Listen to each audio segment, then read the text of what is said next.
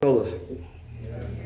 Gracias a Dios que estamos aquí en medio de una situación difícil para muchos que están pasando la pérdida de sus seres queridos por el asunto de la pandemia del coronavirus. Pero nosotros tenemos otra confianza, no estando mirando exactamente la pandemia, sino mirar hacia el reino de los cielos. Podemos mirar lo que está enfrente de nosotros, pero vemos más allá de lo que está enfrente de nosotros, que es exactamente la misericordia de Dios y el amor. Vamos a orar. Padre, en esta mañana, en el nombre de Jesús, queremos, Señor, suplicarte que seas tú quien nos ayudes a entender tu palabra, que nos permita, Señor, a reflexionar, que nos permitas interiorizarla a todo nuestro ser y que nos des la fe para ponerla por obra, porque es necesario, Señor, que no solamente escuchemos, sino que apliquemos lo que escuchamos desde lo más interno de nuestro corazón. Te pedimos que nos dirijas, Padre, y que antes que nada perdone nuestros pecados, Señor, y nos ayude, Señor, a hacer tu voluntad, y bendice a aquellos hermanos que por diferentes razones, tú conoces, no han podido venir. Señor, bendíceles también, y bendice tu iglesia en el mundo entero, en estas circunstancias, Señor, que tú conoces y no hay nada fuera de tu control. Pedimos tu dirección en esta mañana y te damos gracias en el precioso nombre de Cristo Jesús. Amén. Amén. Bueno, quiero que permitamos que Dios nos hable al corazón y nos haga pensar mucho de lo que nosotros tenemos. Repito, tenemos como dos cosas, las que vemos y las que no vemos pero creemos. Y aunque una persona diga que no tiene fe en Dios, tiene fe en Dios. O tiene fe en otra cosa, pero bueno, al final es su Dios. Quiero compartir hoy el tema de amor abundante y provechoso. Amor abundante y provechoso. Dios quiera se quede en nuestro corazón porque es un mensaje basado exactamente en eso. El amor abundante y provechoso. Cuando escribimos en la computadora, en el buscador, le ponemos la palabra amor, lo hice yo, se encuentran 1,270 millones de veces citada la palabra amor. 1,270 millones. ¿Qué quiere decir esto? Que hay muchísima información acerca de la palabra amor. Pero la pregunta es, ¿de qué amor estamos hablando, verdad? ¿De qué amor? Cuando ustedes entran a internet y ven esa palabra amor, y algunos dicen tantas cosas, y las imágenes dicen tantas cosas, que no tienen que ver con la palabra de Dios, no tiene nada que ver. Algunos entran a internet y sacan unas fotografías de ahí de amor, y las mandan por el WhatsApp. Sin embargo, tengan cuidado con lo que mandan, porque a veces mandan cosas que tienen que ver con otras enseñanzas diferentes a la Biblia. Pero como somos tan dados a mandar cosas, pues mandamos eso, ¿no? Solamente tarda medio segundo en encontrar 1,270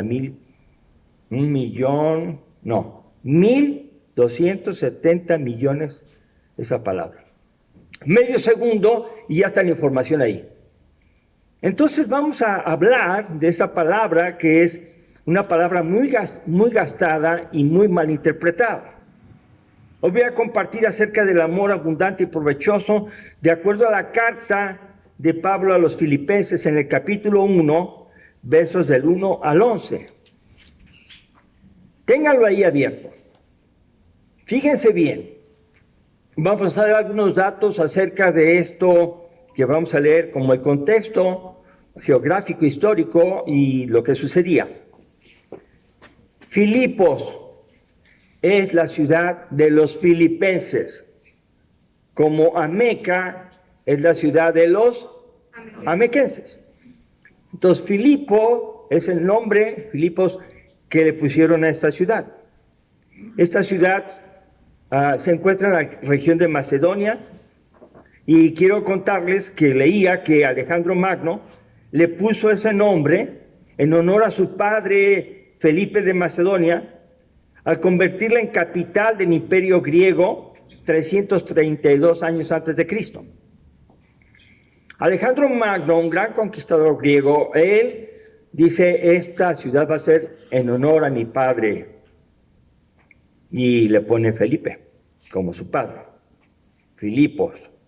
Bueno, aquí vemos también que hay otra conquista de esa ciudad que se llama Filipos, y se queda con ese nombre, pero ahora 44 años antes de Cristo. Los romanos conquistan la ciudad de Filipos y la hacen suya después de guerras. Ganan los romanos y dicen, aquí va a ser nuestro cuartel general. ¿Qué estamos diciendo? Que Filipos es una ciudad importante, una capital para los griegos de la guerra. Los romanos la toman y estamos hablando de conquistas. Lo que era tuyo ya no es tuyo, eres mío. Y esto es en base a violencia, en base a guerra. Bueno, en esta ciudad hay cristianos y son pocos. Como están en Europa, ustedes se dan cuenta que los cristianos mayormente, ¿dónde estaban?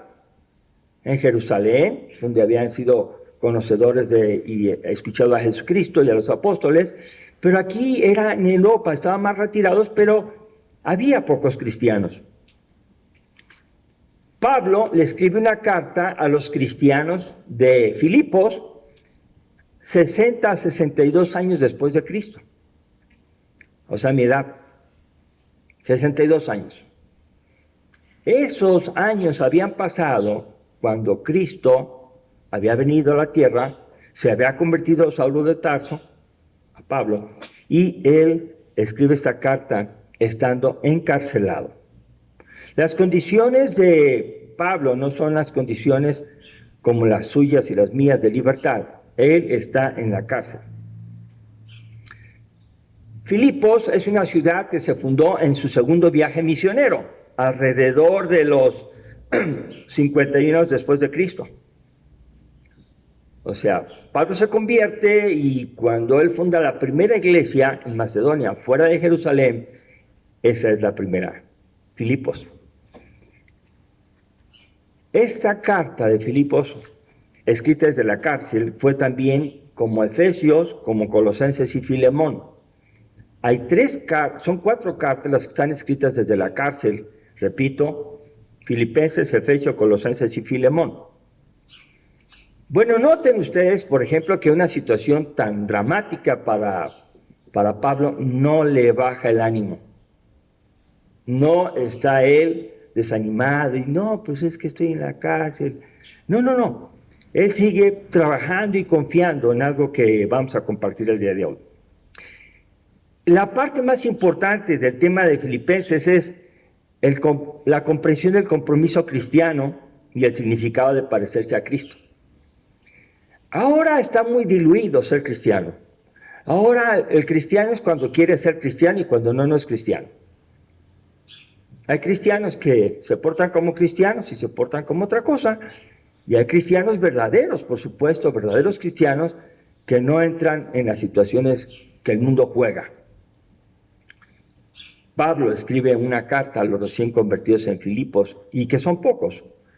Bueno, él quiere que los lleguen a comprender qué es el compromiso cristiano y el significado de parecerse a Jesucristo. Y eso es algo que vamos a tener que siempre tener en mente. Soy cristiano porque quiero ser como ¿quién? Como Cristo. O sea, yo no quiero ser como tal hermano, tal hermano, tal hermano. No. Mi visión es ser como Cristo. Muy bien. Ahí en el pasaje, ahora sí abran su Biblia, en donde la tienen ya abierta, ya les había dicho, Filipenses capítulo 1, versos del 1 al 11, voy leyendo poco a poco y explicando para llegar luego a las conclusiones. En el verso 1 se usa un saludo que es muy frecuente en las cartas de Pablo, y quiero leerlo. Dice así: Pablo y Timoteo, siervos de Jesucristo, a todos los santos en Cristo Jesús que están en Filipos, con los obispos y diáconos. Fíjense bien, Pablo, un apóstol llamado por Jesucristo y convertido, él se autodenomina siervo de Jesucristo junto con Timoteo.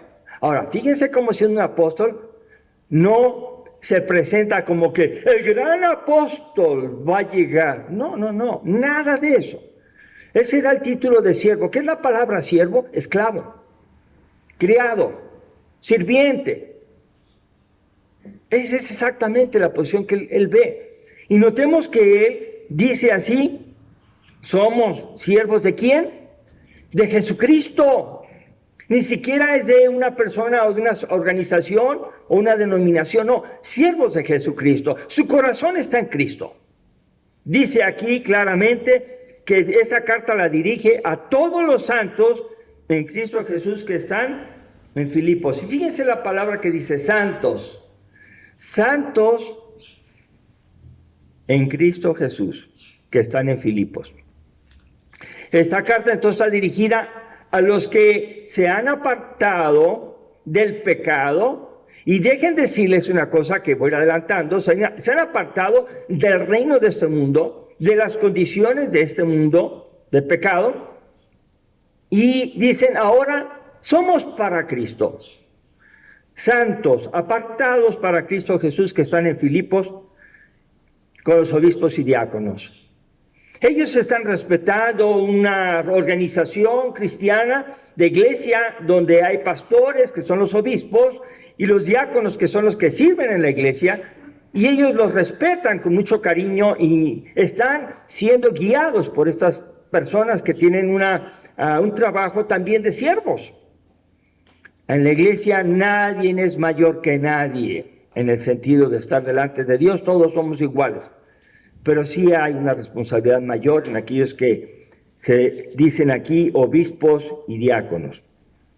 Verso 2 dice, gracia y paz a vosotros de Dios nuestro Padre y del Señor Jesucristo. Gracia. Por favor, escuchen esto. Sin esa palabra en la Biblia, todos nosotros estamos en justicia. ¿Qué es la justicia? El alma que pecare, esa morirá. Entonces, si hablamos solamente de justicia, nosotros ya no existiríamos, porque hemos pecado una y otra vez. Lo hemos hecho sin querer y queriendo, las dos formas. Nosotros, si vivimos por la justicia, nadie puede sobrevivir. Hemos hablado acerca de la ley, que la ley nos hizo ver la justicia de Dios, cómo quería que fuera el ser humano, y lo quería perfecto. ¿Verdad? Dice los 10 mandamientos y muchas otras ordenanzas que lo único que demuestran es que no las cumplimos. No las cumplimos. Entonces la justicia de Dios no es por la ley, es por la gracia. Y por eso dice Pablo, gracia y paz a vosotros. Ahora, la palabra gracia él entiende perfectamente porque él vivió en la ley muchos años. Porque Pablo fue un verdadero judío, fariseo de fariseos. Bueno, ustedes saben la historia de Pablo, ¿no?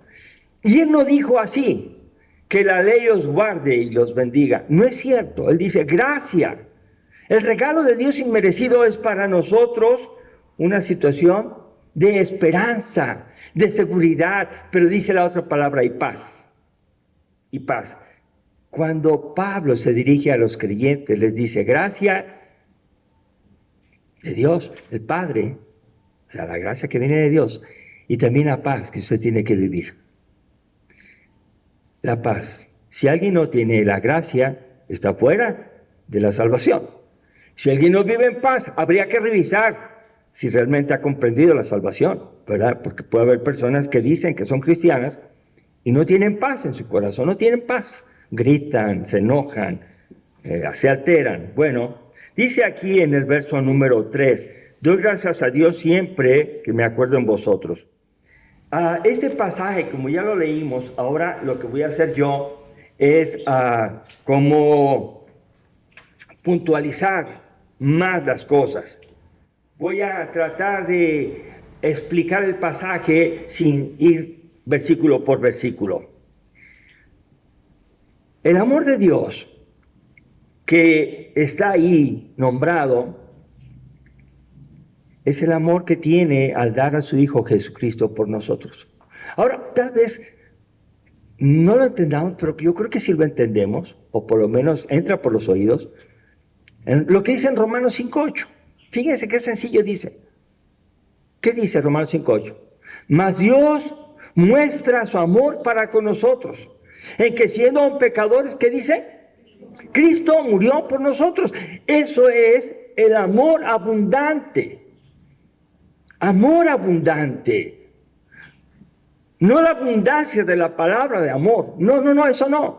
Sino el amor abundante es que Dios mostró su amor para con nosotros, en que aún siendo pecadores, nosotros, mereciendo la muerte, Cristo murió por nosotros, en nuestro lugar. Hermanos, esto es algo que solamente el Espíritu Santo puede hacer entender a nosotros. No son palabras, es un hecho portentoso.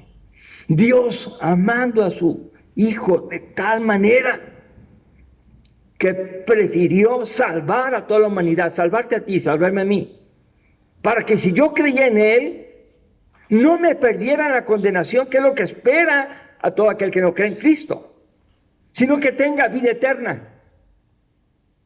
Y nadie tiene preocupación de la muerte hasta que se está muriendo. Nadie sabe lo que es morirse o casi morirse hasta que lo está viviendo. Y ahí vas a estar solo. Nadie te va a acompañar. Por eso dice aquí, ¿verdad?, que nosotros tenemos que tener ese amor entrañable de Cristo en nosotros. Vamos a ver lo que dice Filipenses 1:8.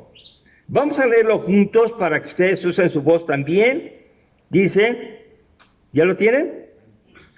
Porque Dios me es testigo de cómo os amo a todos vosotros con el entrañable amor de Jesucristo. Dios me es testigo de cómo os amo. Cuando uno está en Cristo, ¿saben quién está viendo todo lo que decimos que hacemos? Pues Dios. Yo digo que amo a Cristo y ahí está Dios. Y Pablo puede decir, Dios me es testigo. O sea, Dios mira cuánto les amo. Y Dios está viendo eso. Dios sabe que les amo. No es un amor parcial. Es un amor verdaderamente abundante. Ahora, estamos hablando del tema del mensaje de la palabra de Dios, un amor abundante y provechoso, de acuerdo al reino de Dios. ¿Sale? Filipos, una ciudad que primero fue dominada y conquistada y fundada ¿por quién? Por los griegos. Después fue conquistada y dominada ¿por quién? Por los romanos. Y cuando Pablo está escribiendo, está diciendo, todos los que habitan ahí tienen que ser dominados y conquistados ¿por quién? ¿Por quién? Por Cristo. Él es el conquistador. Él vino a buscar y a salvar lo que se había perdido. Y un reino que da problemas, un reino que da gritos, un reino que da dolor, un reino que el hijo le grita al padre, un reino que roban, un reino que mienten, un reino que no tienen paz. Ese es el reino del enemigo, que es Satanás. Y cualquiera que lo haga está en el reino de Satanás. Se oye feo, pero así es. Juan dijo a los judíos que habían creído en él, ustedes son de vuestro padre el diablo. Nosotros no. ¿Cómo vamos a hacer ofensa? Sí, porque ustedes son mentirosos y Satanás es padre de toda mentira. Entonces, quien vive practicando la mentira, ¿de quién es hijo? De Satanás. Y la conquista que viene Dios a hacer a nosotros es a través de la verdad que está en Cristo. Bueno, vemos aquí cómo eso no trae provecho, ese tipo de amor. Esa palabra amor tan mencionada muchas veces deja embarazos no deseados. Muchas veces deja abusos físicos. Muchas veces deja codependencia. Muchas veces deja abuso económico. ¿Me quieres? Dame el dinero.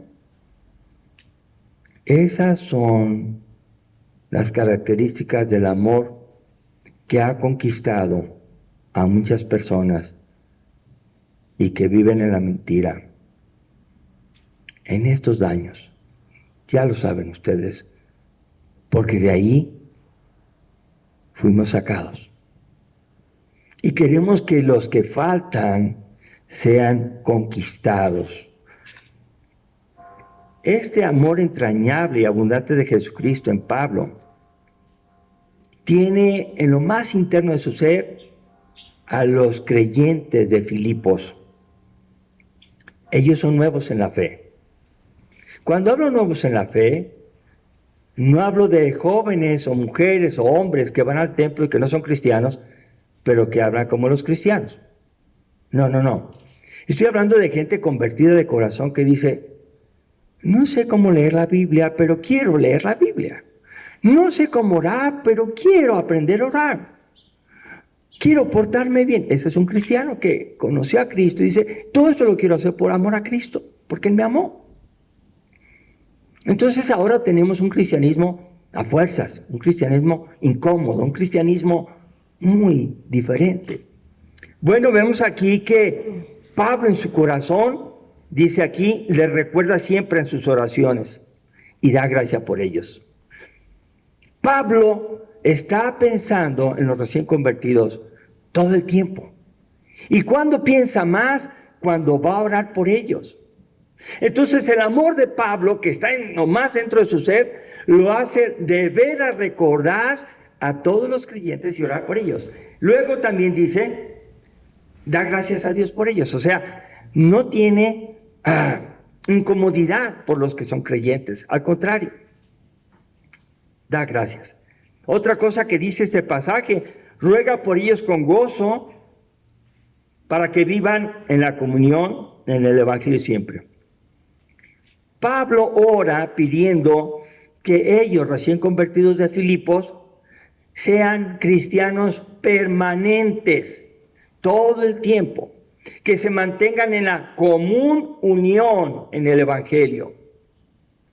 El Evangelio viene a ser aquel que trae buena noticia a nuestra vida y que si yo estaba perdido, Él perdona mis pecados por medio de la fe y me lleva a juntarme con otros que han sido perdonados.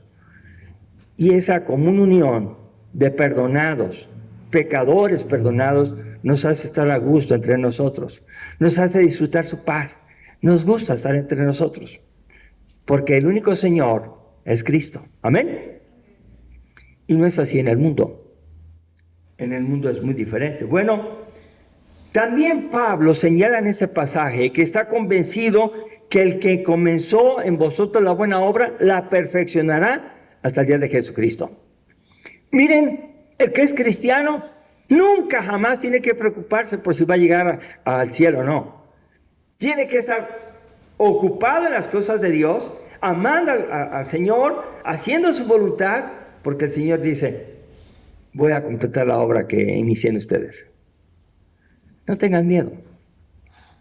Hay cristianos que dicen, no oré, ay, tengo que orar 2 veces. No, espérate, no es así. Ay, tengo miedo porque... No. ¿Dónde? No cabe. Si alguien pudiera ser perfecto, Cristo no hubiera venido a morir por nosotros. Entonces, dice aquí, estoy convencido que el que comenzó en vosotros la buena obra, les dice a los de Filipos, la va a terminar, ustedes vivan felices. Dios va a concluir la obra que Dios ha iniciado en ustedes y se refiere a la salvación. Se refiere a que sí vamos a ser salvos. Cuando alguien tiene miedo de que no va a ser salvo o que no está seguro, es porque se está mirando a sí mismo y no está mirando la justicia de Dios en Cristo Jesús. Bueno, otro punto que noto en este pasaje es que ellos, los filipenses, son más importantes por estar en el Evangelio que su propia condición de cárcel. Pablo no está diciendo, hey hermanos, libres, coopérense, no, para que pagar un buen abogado y sacarme de aquí. Hablen con el César. Pablo no está pidiendo ofrendas. Pablo no está pidiendo nada. Está dando. ¿Y qué está dando? Del abundante amor de Dios que ha recibido y que es provechoso.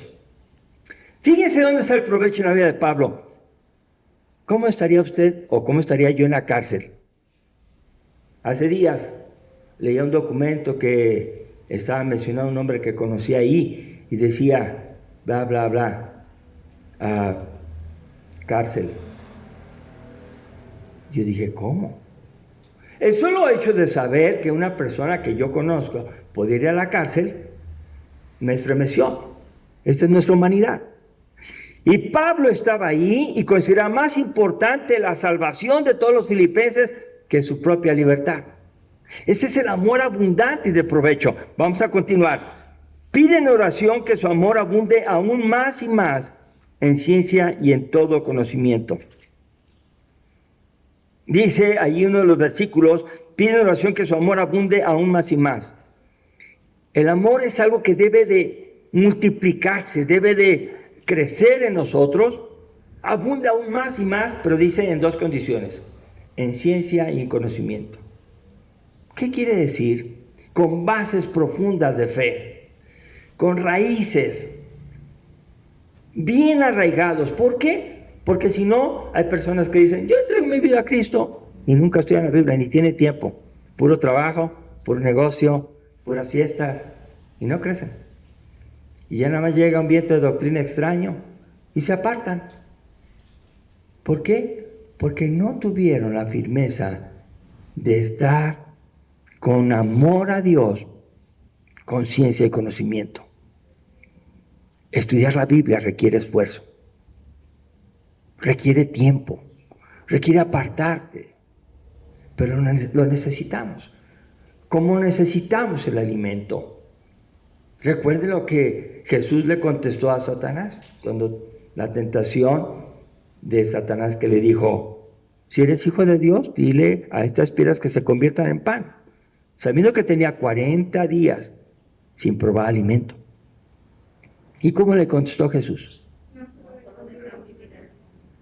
Escrito está, no solo de pan vivirá el hombre, sino de toda palabra que sale de la boca de Dios. Hermanos, tenemos que tomar tiempo para contestar. Escrito está. ¿Cuánto es el conocimiento que tenemos de la palabra de Dios?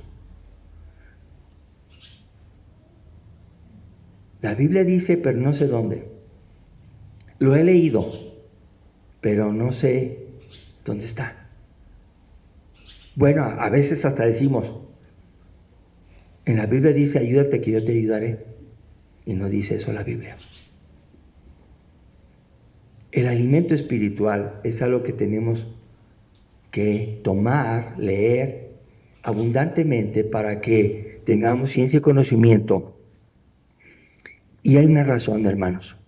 En el verso que dice ahí, en el verso número 10, el propósito de un amor a Dios con ciencia y conocimiento es para que aprobemos lo mejor, a fin de que seamos sinceros y irreprensibles para el día de Cristo.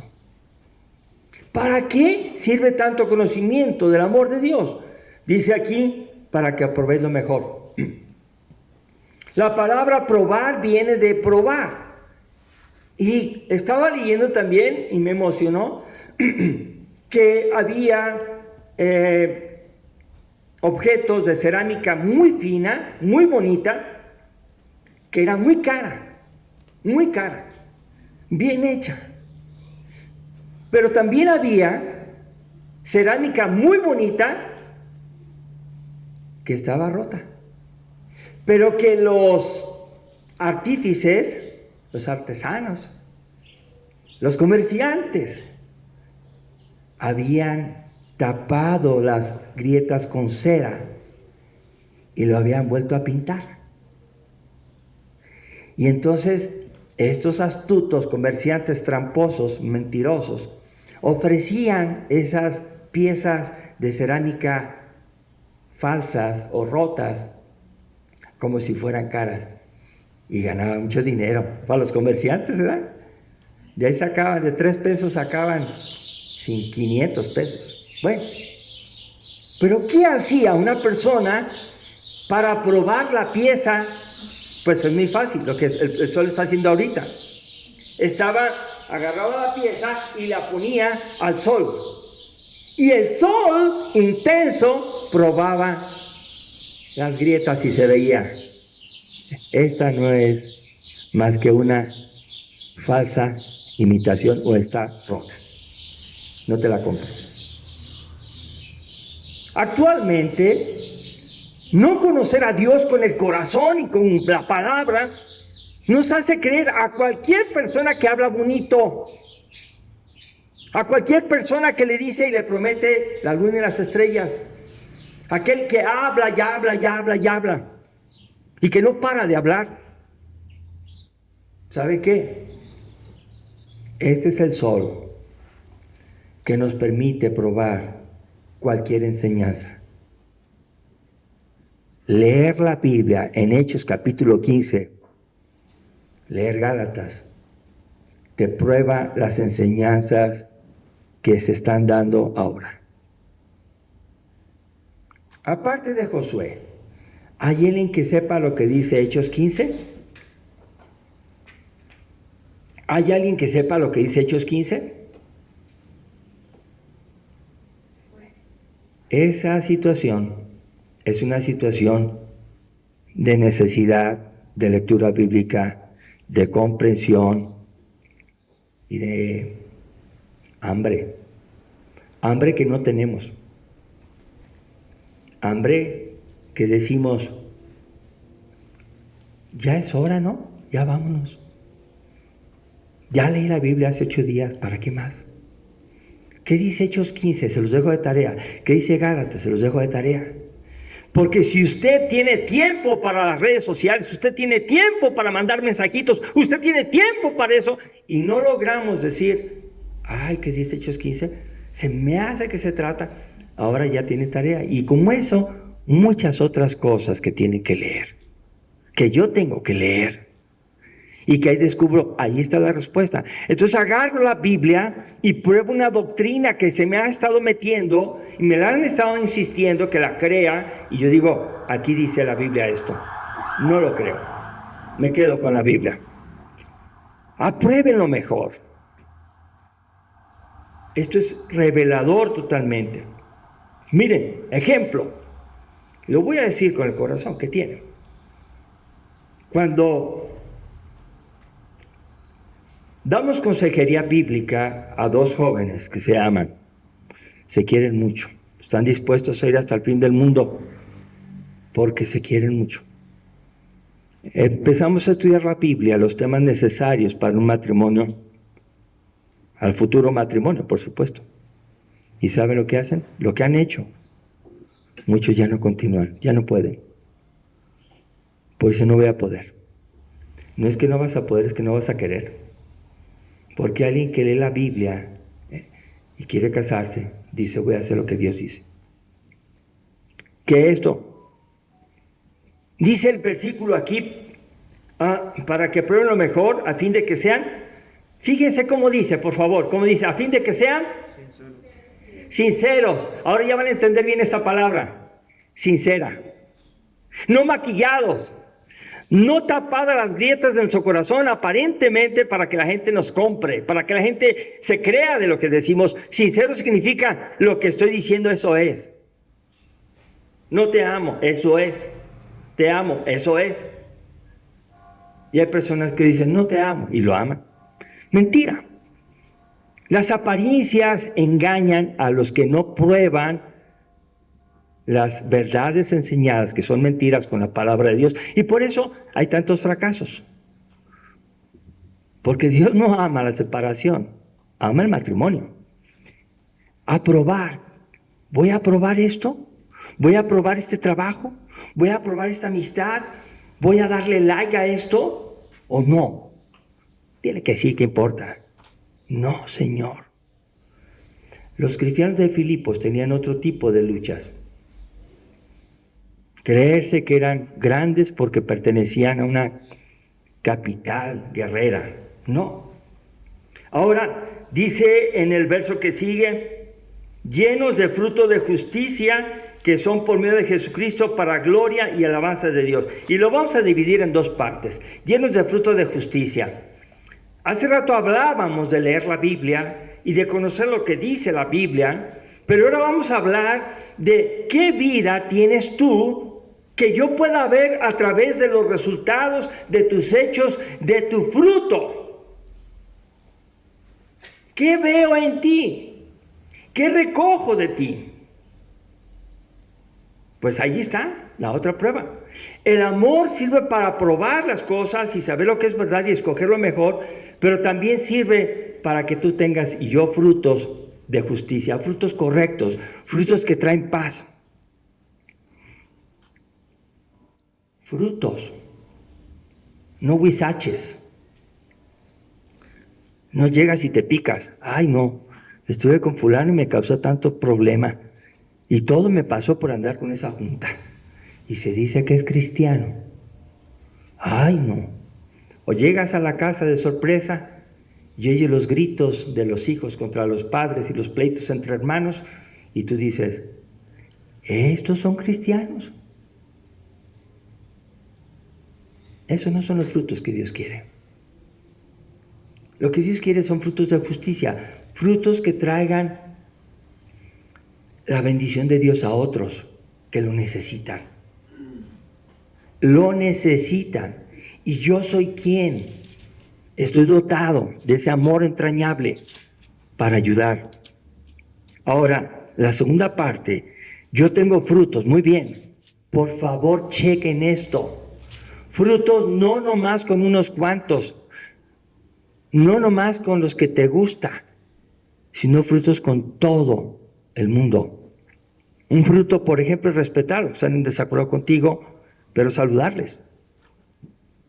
No oírles, no hablar de ellos,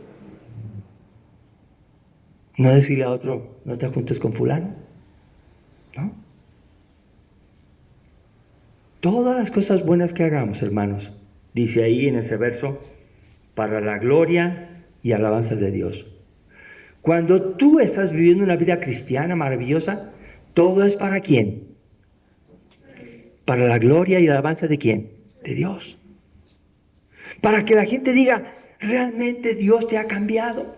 Realmente aquel hombre mujeriego que eras, aquel persona malvada, mentirosa, tramposa, floja, irresponsable en tu hogar, maltratador, eso ya no está en ti. Ahora veo cosas diferentes y buenas. ¿Quién te cambió? Y cuando alguien dice, Cristo me cambió, le estás dando la gloria a Dios. No es el gloria a Dios aquí que piden, ¡dale gloria a Dios! ¡Gloria a Dios! No es ese, porque hay iglesias que se fascinan en las emociones adentro. Y en la casa son como perros y gatos, peleándose. No se pueden ni ver. Y se dicen cristianos. No, Dios no quiere eso.